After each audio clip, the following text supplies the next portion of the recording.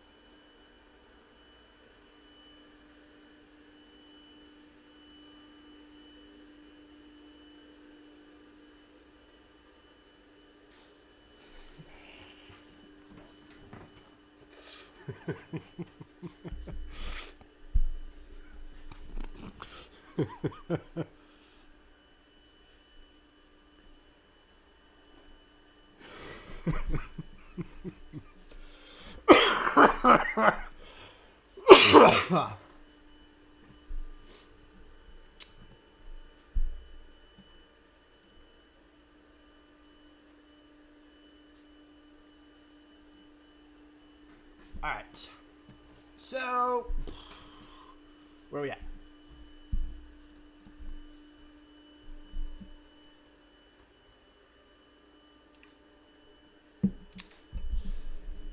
All right.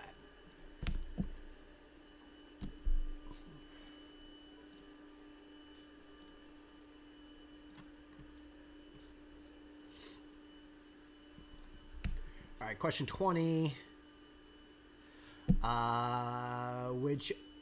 Which level of regional economic integration is a key feature of a customs union?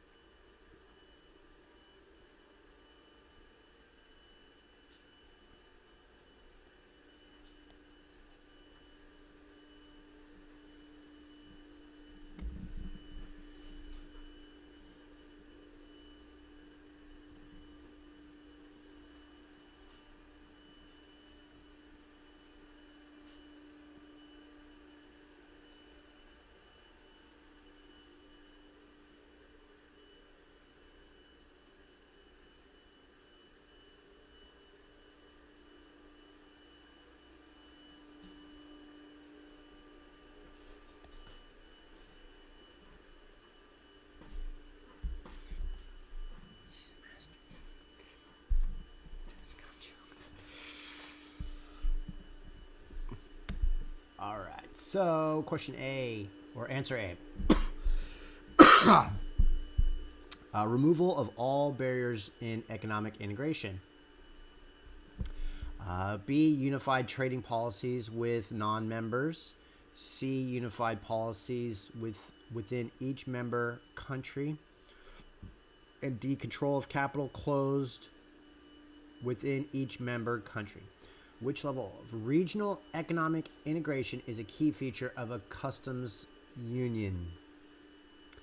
I'm not even sure what that is related to. If I was thinking just breaking apart the two language pieces, you have two keywords, customs and union, and then the integration piece, the regional economic piece. So customs usually deals with the border entry process, whether it be goods that are imported and exported. It goes both ways.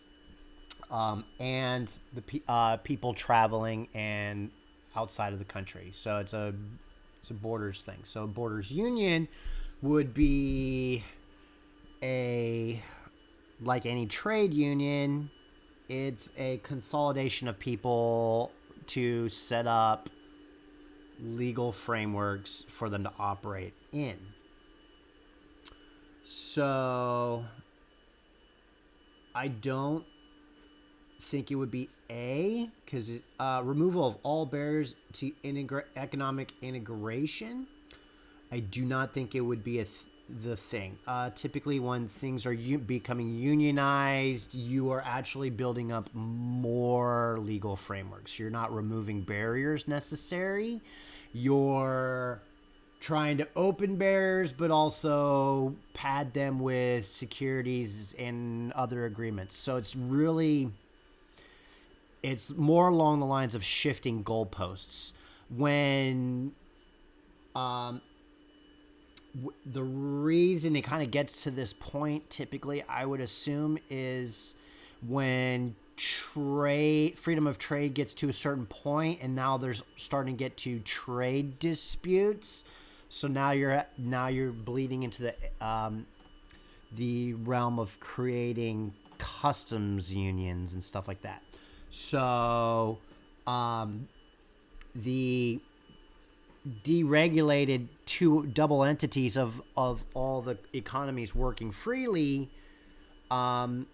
started running into disputes. So this is a natural repercussion of it. So it's now trying to structurize everything. So that's what I would think would be the kind of the pattern of what develops. So B, unified trading policies with non-members. If you're in a union, typically you want to have partners within the union, and this helps all the economic processes flow. Trade unions here in the States, it's like a network of people, members, work, corporations or businesses that employ these trades and allow them to work in their contracts. And so you have members that are part of a union, and then you have companies that are essentially negotiate terms to work with these unions and employ. So anytime these companies are gaining work, typically they're employing unionized members, and so working within those trade agreements. So no, it doesn't really necessarily unify non-members. It puts up actually more beneficial. It wants there's more for unions. There's more barriers against non-members. They're typically free to do whatever they want, but if you want to take part of their economy or whatever it is they're trying to set up, you have to become a member. So unified policies within each member country, or control of capital close within each member company. I would say C makes the most sense to me.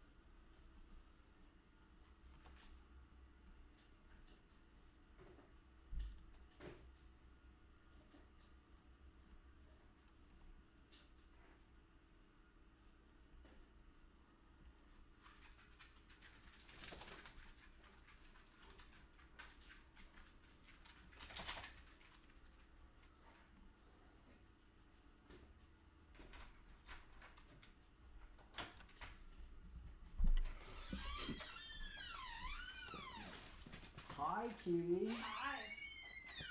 How's your day? Good. How's your day? Good.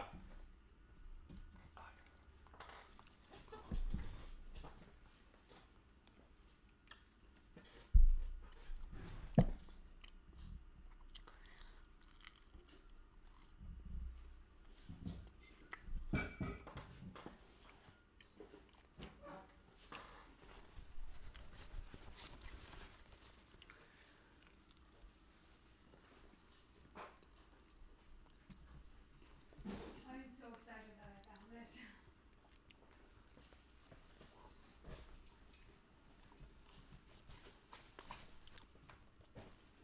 At first, I was like, only sarcastically, meaning to put a tracker on it, but then I'm like, we have 4 free trackers right there, Yeah. not being used. I'm like, seriously, put a tracker on that shit. Yeah. Glad you beat me.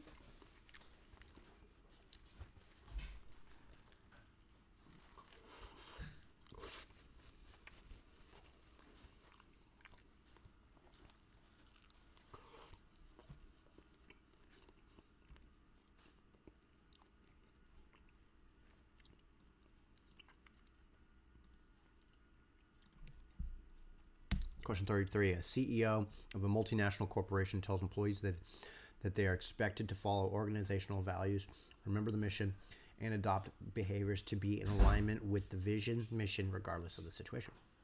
Which ethical standard is being stressed by this company?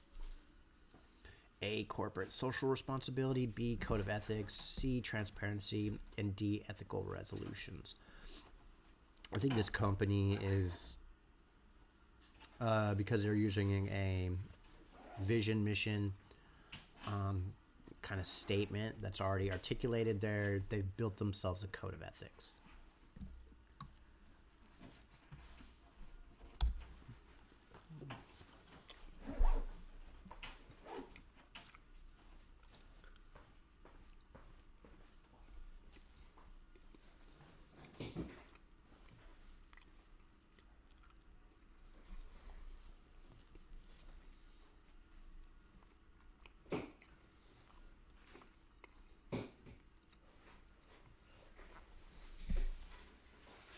Do you know where the other two ones that we opened went? The two.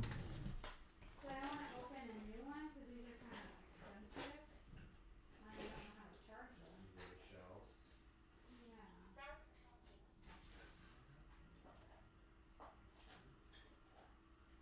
Sorry.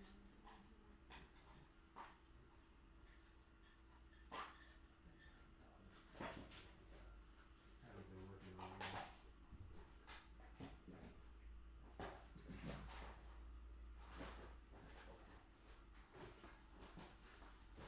Well, okay, so we got this, but I don't know where Princess 1 and Princess 2 went. Would they? Do you think we might still have them I in? They were in the bag, but they're not in there now.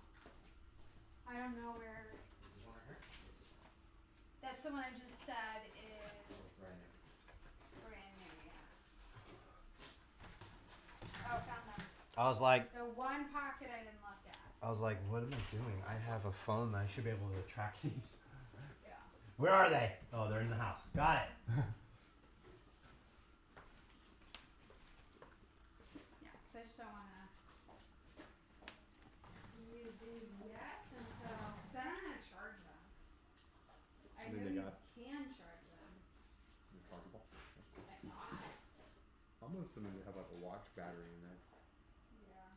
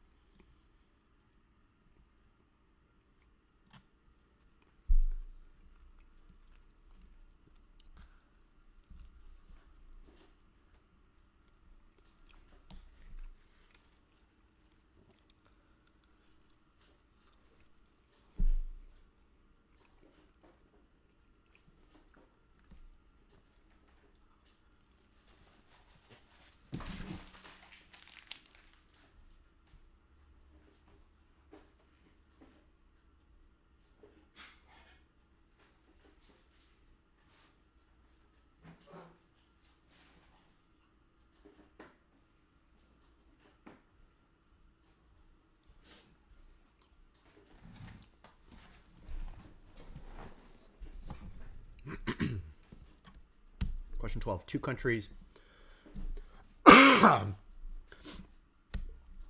Two countries agree to open their borders to international business transactions with one another without tariffs. How does this affect global business?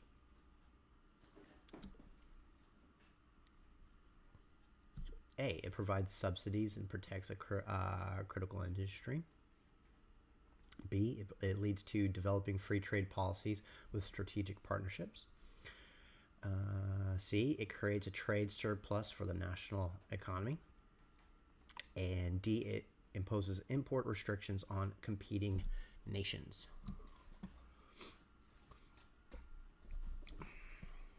Okay, so A, B, C, and D are a lot of different things. Okay, so just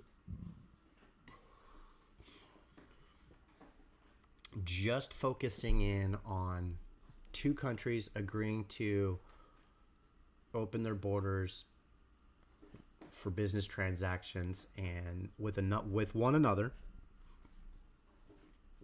and to do that without tariffs, so they're not applying a import tax. So both countries are working that. So what those two are being very, very freely cooperative between the two.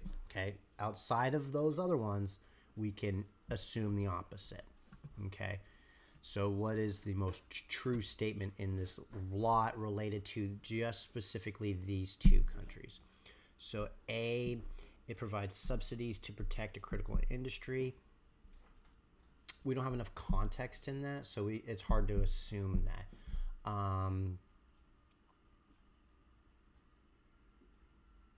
That could be happening, but we don't know. It's just speaking about open borders and not moving tariffs. So at the national level, all import and exports are between the two countries are not being taxed. So we don't know which industries this country is. We don't have any further context. So at that vague level, it's hard to assume that A is true.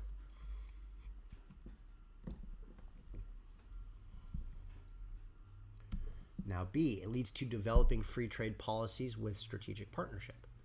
Yes. That is very, very true to highlight. Obviously, not having tariffs and having open borders to freely trade at whatever level of transaction volume in whatever industry they choose to specialize in is going to be, that's going to be the follow-on effect of that specific agreement, most likely, because you already have open borders, so now you have free trade, and now you have a very, very, because it's two people, now you have a strategic partnership, so they're working together. So you are checking both boxes for that. C, so we're going to put a note on that one. I like to thoroughly think through when I'm studying like this all the possible answers, and the reason is to context like I've spoken in other chats before. These questions can get re-swung in different ways, so I want to make sure I am fully articulating and thinking through the variables of the context, the question, and all the possible answers, and actually categorizing them and figuring out decision markers. And that's the kind of process I do.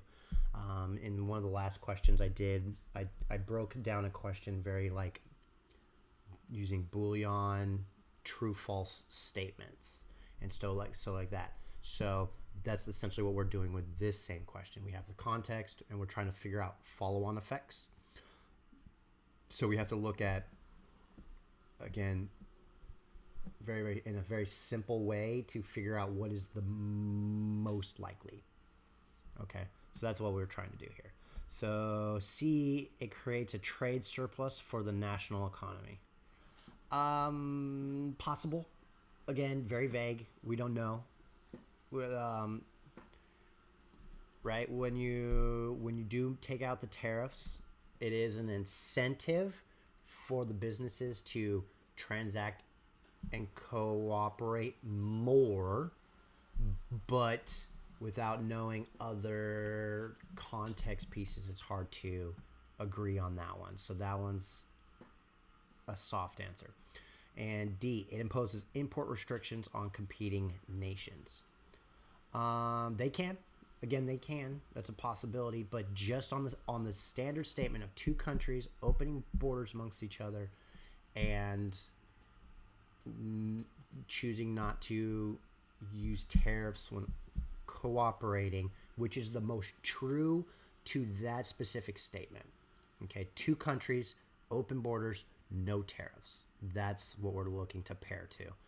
Other gray area, more things that can be possible, that may be something that happens, but without further build up context, it's hard to prove that one. So I'm going to go with B because it is the most direct follow on without needing other context frameworks to decide on.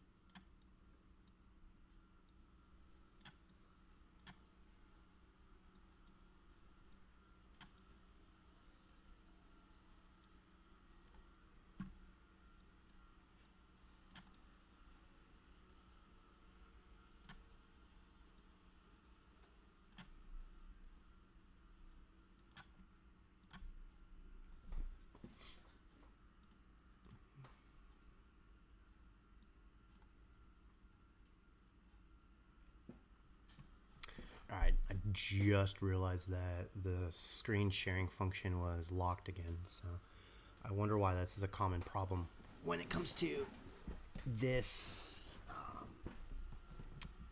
application.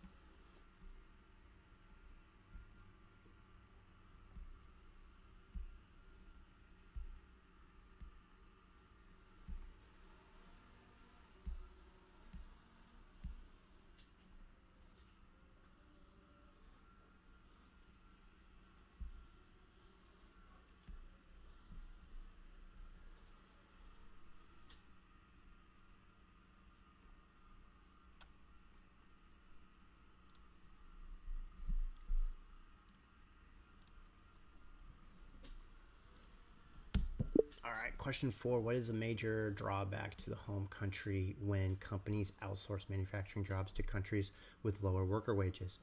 Ooh, there's a few. Major drawback. Let's look at the answers. It depends on how you look at it.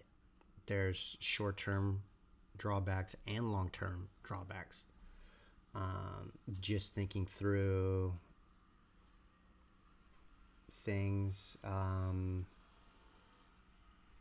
in the event of, let's say, the coronavirus was the perfect example. The coronavirus, at the national level, countries stopped letting people travel, and imports were shut down, importing of goods.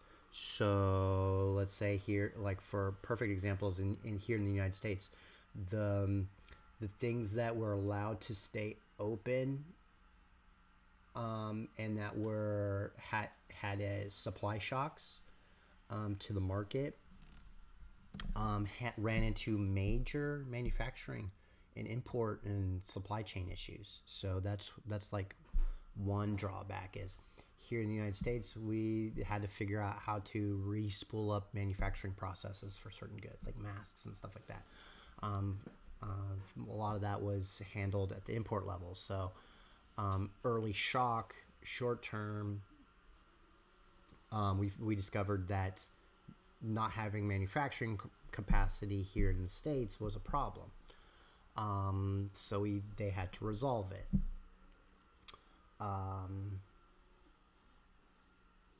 Same thing for like just anything on the open market. Like if you had a car and you were driving and you needed parts and stuff like that.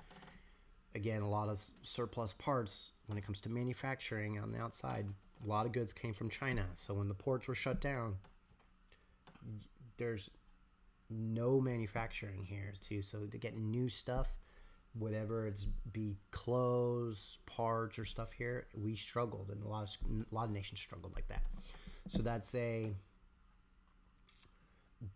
that could be considered a drawback. Now that is very, very rare, right? Coronavirus lockdowns and things like that was a very, very rare, odd case to deal with, but it showed a bigger picture problem. There could be short-term and long-term drawbacks. So short-term drawbacks could be related to employment loss. Okay, so a company deciding to move its manufacturing capacity, it still has this very, very similar manufacturing capacity. It may save on costs. It may change some things for automations and stuff like that, but what they're trying to do is push costs to another geographic region, to find more efficiencies within the company. Okay, so drawback on a regional shock on a short-term basis is that there's a labor loss for that removal, right? Thinking here's manufacturing capacity here, now you're moving it over here. The ones over here scatter, trying to figure out what they're going to do to attain an income. So let's look over those. So A is higher taxes. I don't think higher tax. Well, it's hard to say higher taxes is a directly correlated drawback for manufacturing to an opposite country. Okay, there are taxes that happen, but paying higher taxes, it's hard to say that. It comes to the national level. B, increased manufacturing costs. Like I said, typically they're trying to lower manufacturing costs by moving it to a new location. So that's not true. Loss of manufacturing jobs, like I said, yes. Early shock, first thing drawback is when you're moving it from one location to the other, the location A is going to have a problem. B might have the opposite. They're like, yay, we got jobs. So, and then D, decreased focus on research and development. D is kind of uncorrelated to this. It's partially, but most directly not correlated. So I would say a C makes the most sense.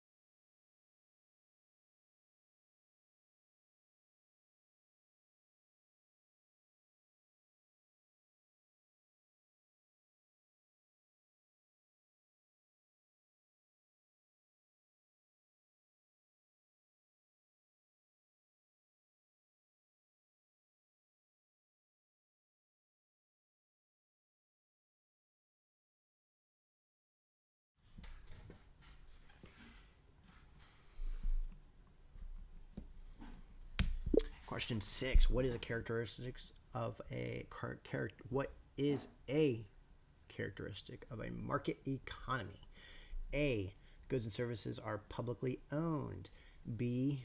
Product is based on tradition. C. Firms seek to maximize market profits. And D. Government regulation is abundant.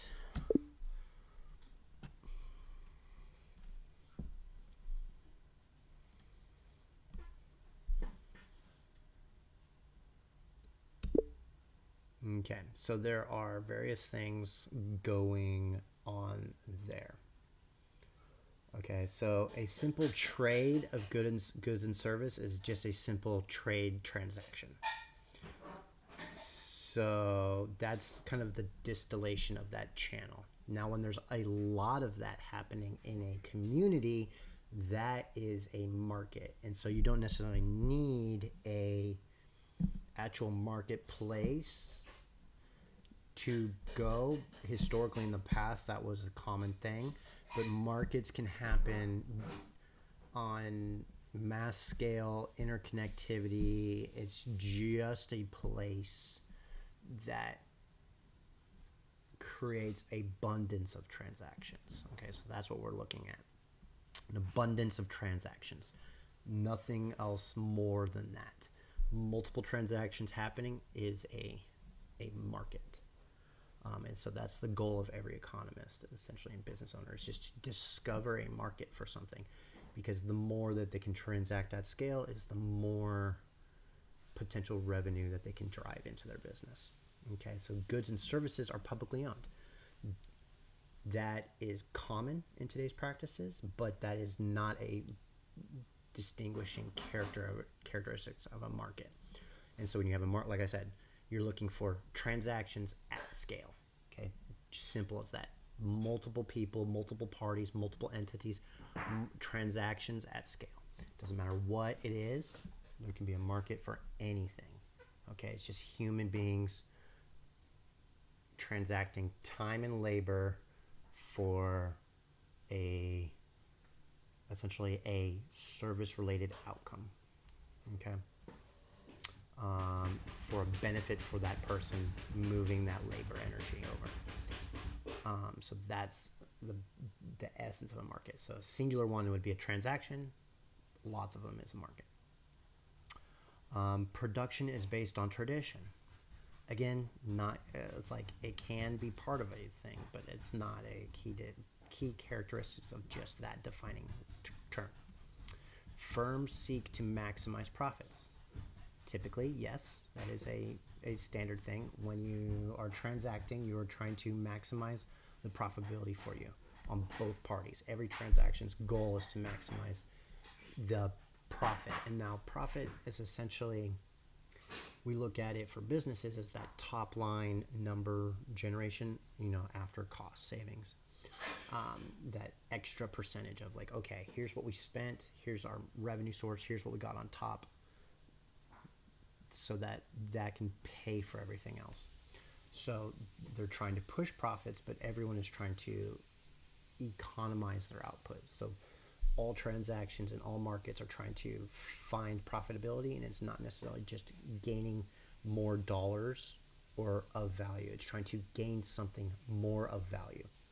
That's the whole purpose of it, primary purpose of a transaction. You have a human need that's not being met, and you're looking to gain it from someone else. Okay, so you're trying to maximize something by paying for it.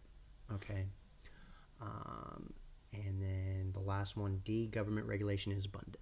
Again, markets have been around since the dawn of time, from when human beings were in caves and trading and working on farms, to in the Renaissance times, so since the dawn times. So government regulation is not necessary for a market to happen. It helps. Government policies can help, but they can also inhibit markets. It's not a key characteristics, and oftentimes it is a prohibitive force against a market functioning. So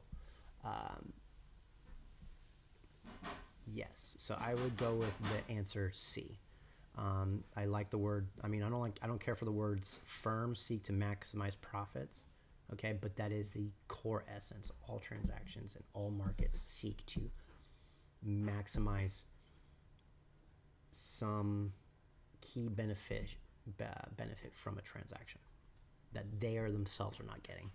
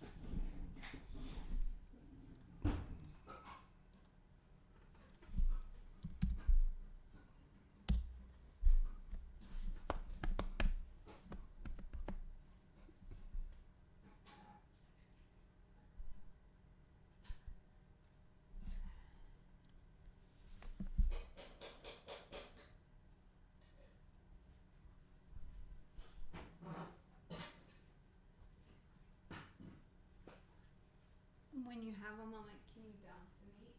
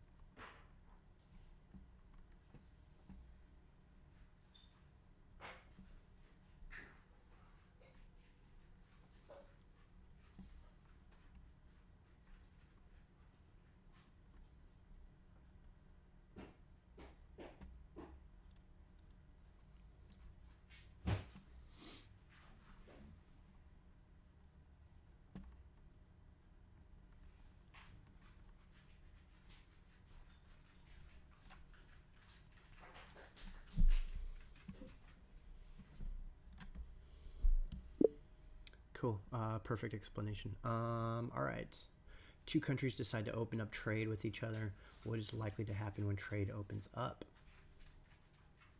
Again, this is very similar to the other question when it open borders for between the two countries and no tariffs. But this one is taking out the context of the added part of tariffs. So there's no, so we can imply that there is some kind of tax being utilized, but they're opening up trade for each other. So, what is likely to happen when trade opens up? A. Jobs will increase on non comparative advantage industries. B, jobs will increase in comparative advantage industries. C, economies of scale in comparative advantage industries will decrease. And D, productivity in comparative and non-comparative advantage industries will decrease.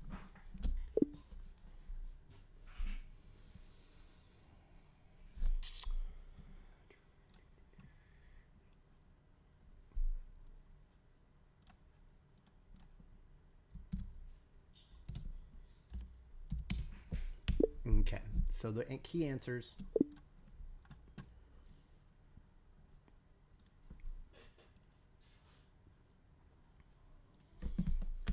So the key answers focus on primarily one distinct thing, which is comparative advantage or non-comparative advantage. Comparative and non-comparative advantage.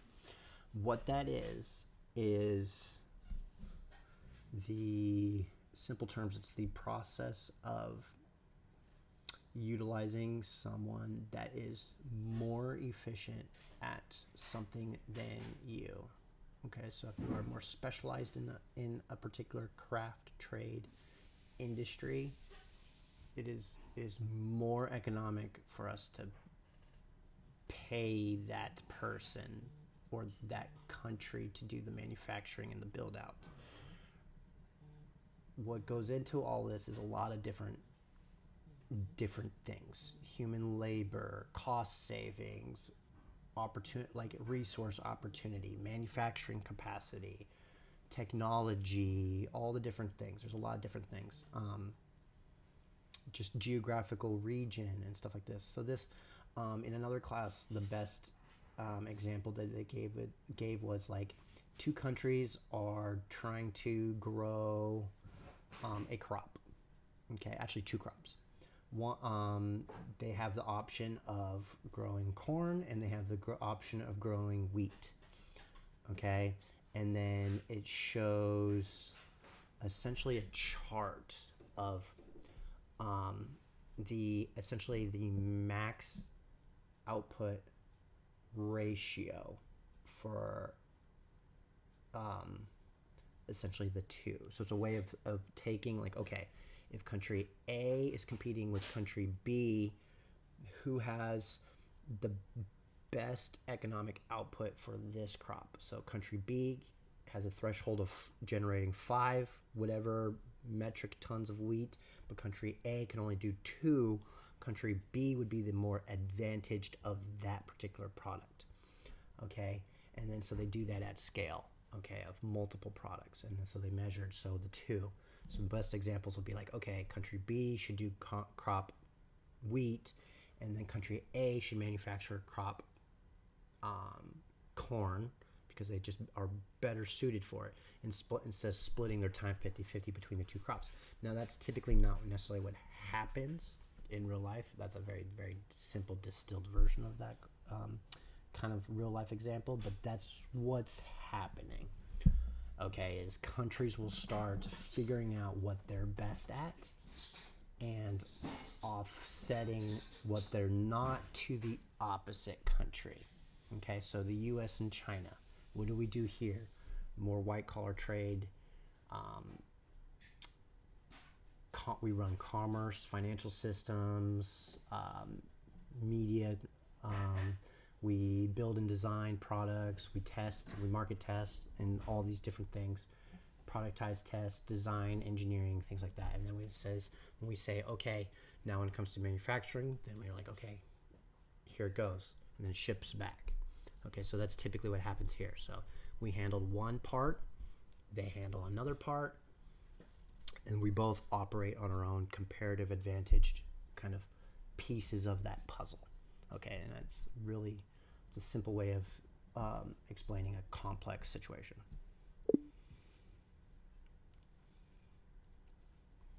So in this answer, we're looking for essentially a explanation of the two countries saying we're going to operate in the industries that we have the highest comparative advantage over the other person. So when you're competing to opening trade, again, it's a balanced cantilevered system.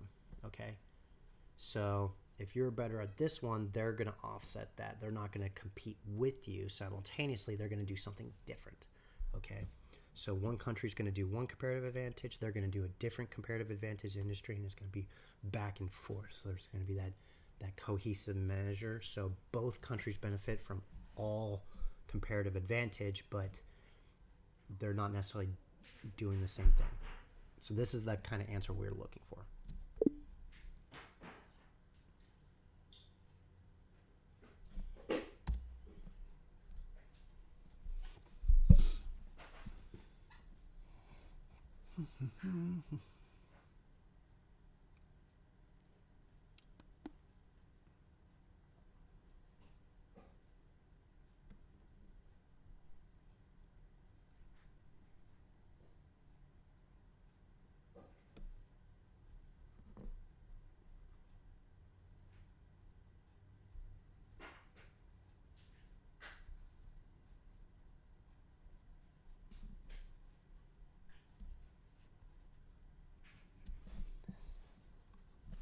Exactly.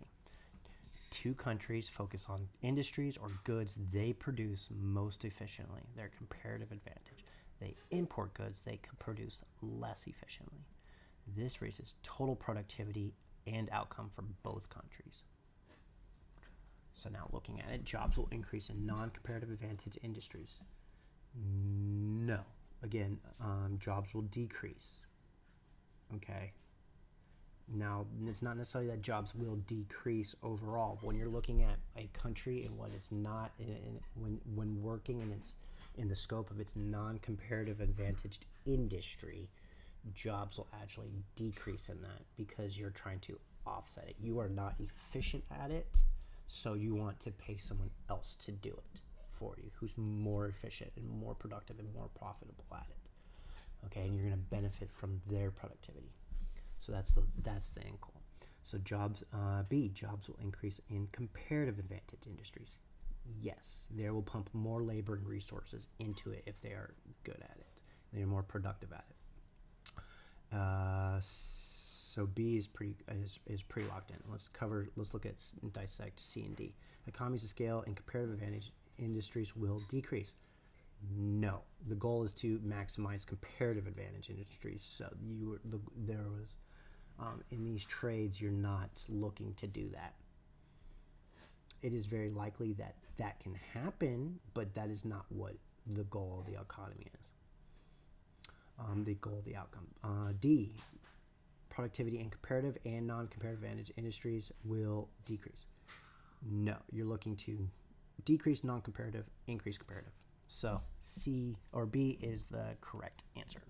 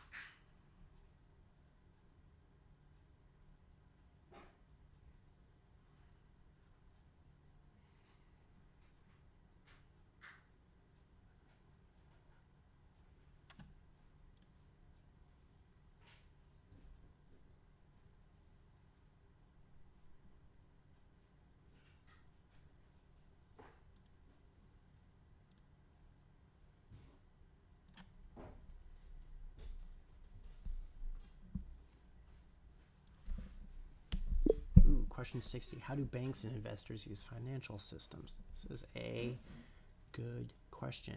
Very, very simple, clean cut, no extra context. Let's look at A, B, C, and D. A, to assess the marketing health of a company. B, to create plans for growth and expansion. C, to decide whether to grant access to money. And D, to recommend strategic partnership.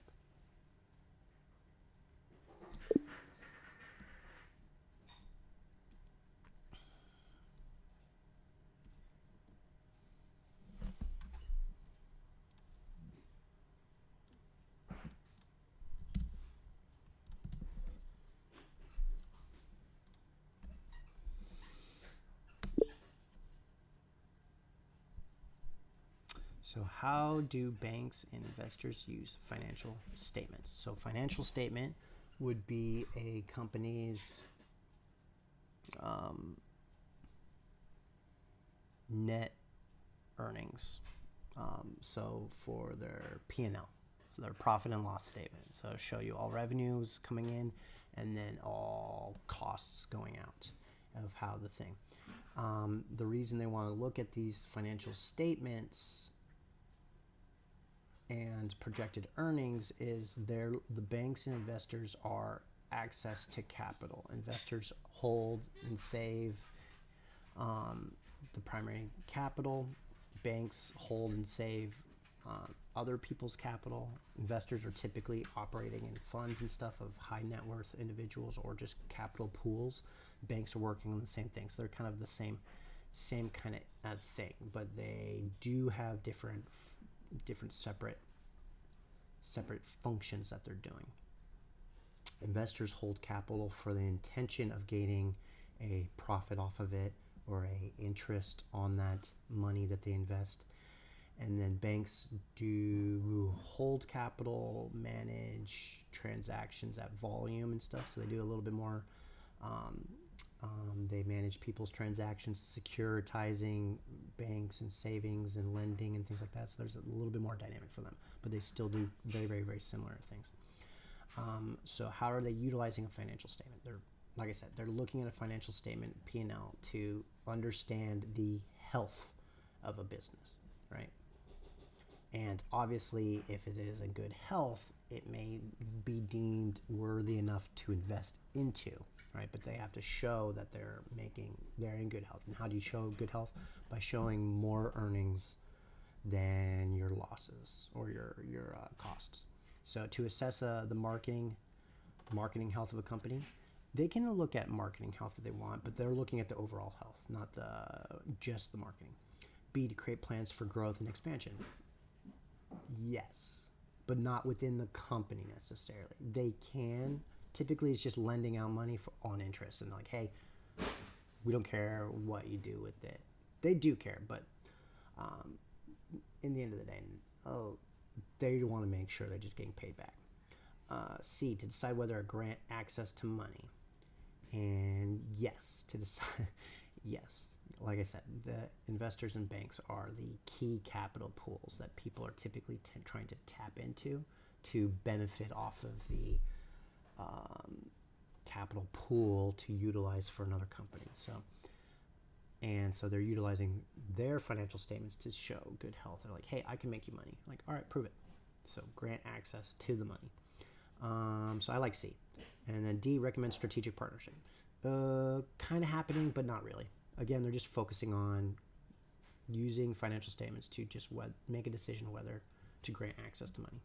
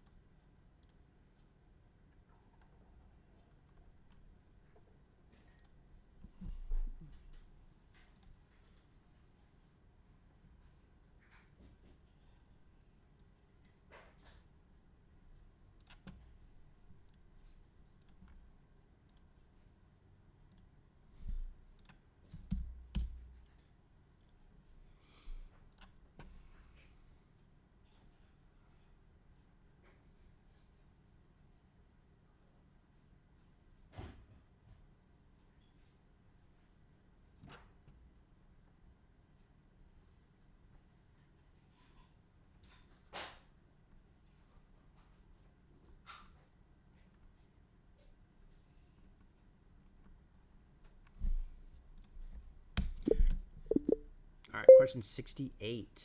An international business experienced significant changes due to advances in global technology such as autonomous cars, 3D printing, biometrics, nanotechnology, and quantum computing. Which era caused this impact on the business? Okay. So you have A, market revolution, B, technology revolution, C, second industrial revolution, and fourth industrial revolution. Okay. so those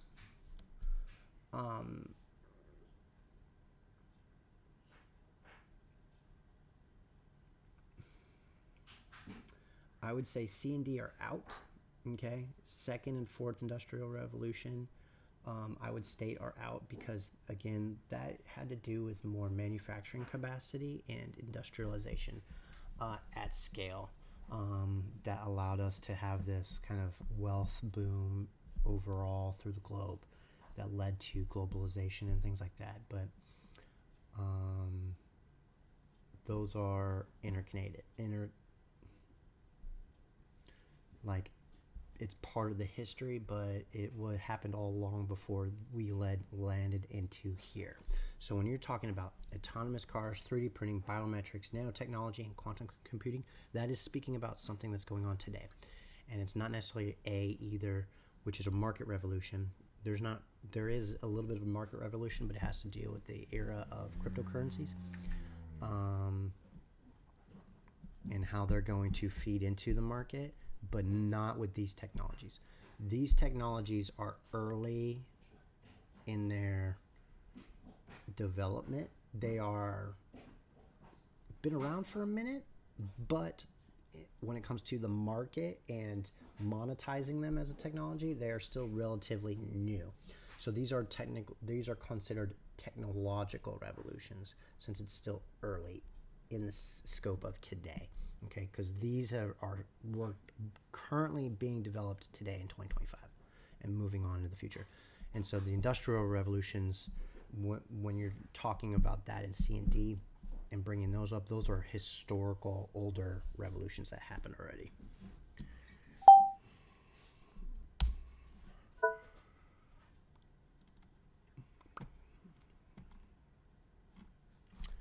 All right.